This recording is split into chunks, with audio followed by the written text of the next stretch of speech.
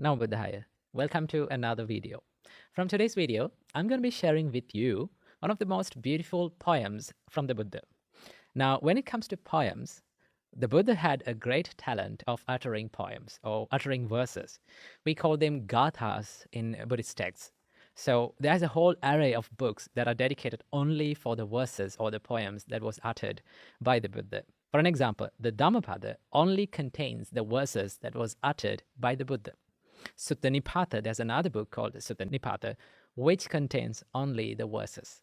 So when it comes to uttering poems, the Buddha had a great talent. And these poems are very rich with the direct teachings from the Buddha and very deep meanings about the life.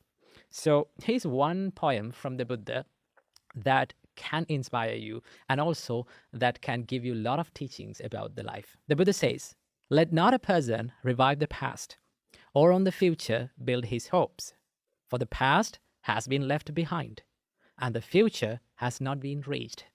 Instead, with insight, let him see each presently arising state." Now, this explains about the mindfulness. This is the whole point of practicing the Buddhist way of mindfulness. Now, when it comes to mindfulness, the word that is given in Pali language for mindfulness is sati. Sati is not always a Buddhist word, or mindfulness is not always a Buddhist word, because before the Buddha also, there were people who practiced sati, but that sati serves a different purpose. Now, if you ask from a normal person who practices the mindfulness or who practices the mindfulness meditations, why do you practice mindfulness? You can answer like, okay, mindfulness helps me to relieve from the stress, right? It makes the things easier.